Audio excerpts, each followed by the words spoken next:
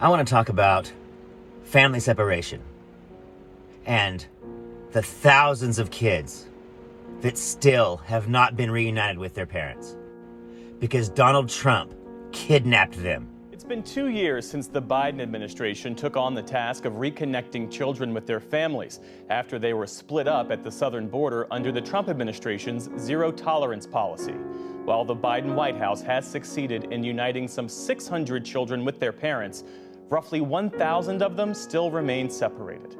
Some might say that they didn't bother to do paperwork and to make a point to have the names and numbers of these people whose children they took. But I submit it was done on purpose. So the Trump administration's zero-tolerance policy, we know from your reporting, separated more than 5,000 children from their parents with no process for reuniting them. The roughly 1,000 children that still remain separated, what do we know about them? How are they being cared for? So the one thing that is true of all the children who have not been reunited yet with their parents is that they're no longer being housed in the government-overseen shelters where they were initially sent right after separation.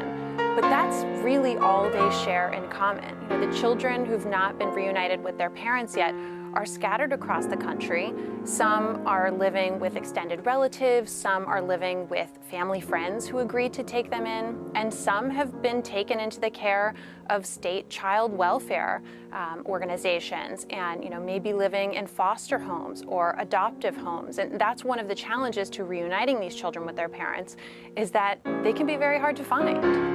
They never intended to give these kids back.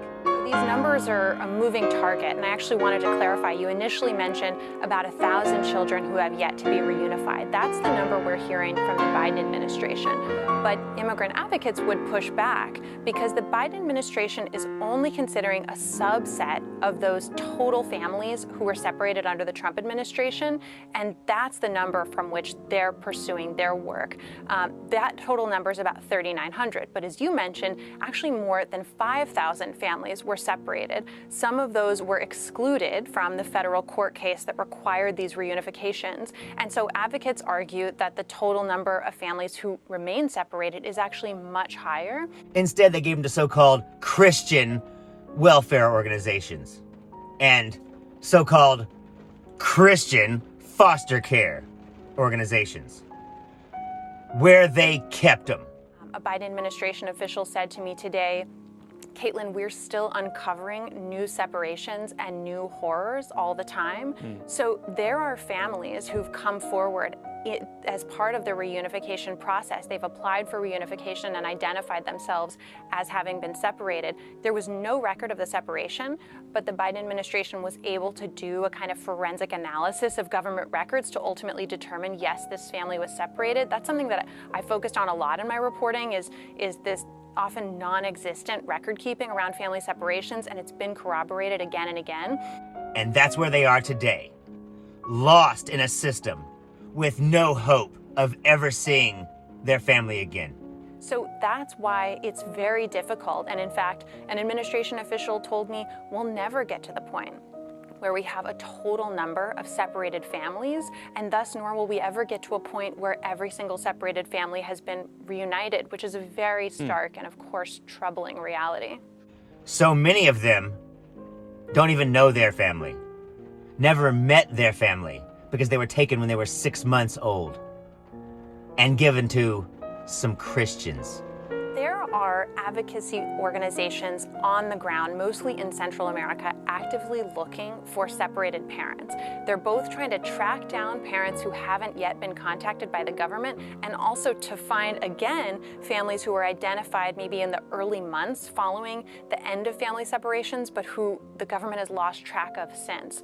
Once those families are identified, these advocacy groups tell them about the process to apply for reunification and walk them through that process along with the IOM, which the Biden administration has hired to help with this work. IOM is an organization that does lots of refugee resettlement work. So it's often a months-long process to actually go through from start to finish, apply, and then be brought back into the United States. This so-called zero tolerance policy is a bullshit made-up term for stealing other people's kids and then sending them back to the slaughter. And that's when then, behavioral health services are offered, and just the beginning of that bond, the reformation of that bond starts. But, it's just something that is going to go on for a very long time, and perhaps even forever.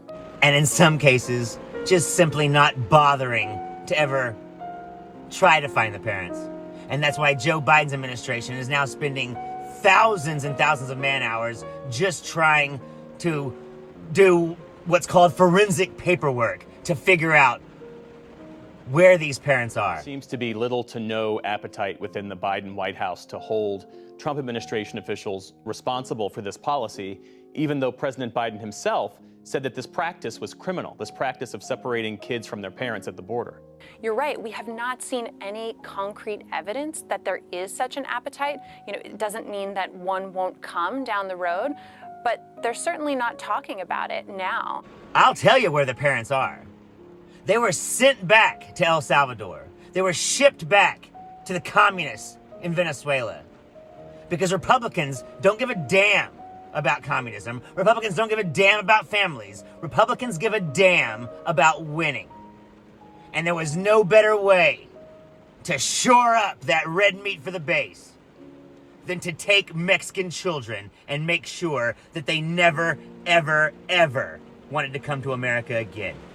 Because if they do, we'll take your kids. And, there are policies being developed internally in the White House to try to, and in the Department of Homeland Security, to try to prevent future family separations. But as we all saw under the Trump administration, if those policies are not codified into law or regulation, they can go away on day one of a subsequent administration. And so they're not necessarily as durable as a legal change or a concrete accountability for the individuals who came up with and who carried out the family separations to begin with. That was the plan all along. And Republicans eat it up. Ask any Republican you know. Was it right to take those Mexican children? Absolutely. And that's because they're either fools or they're scum. Because anybody who takes someone else's kids ain't Christian. Hell, they ain't even human. I'm Zachariah, Lone Star Liberal. Y'all take it easy.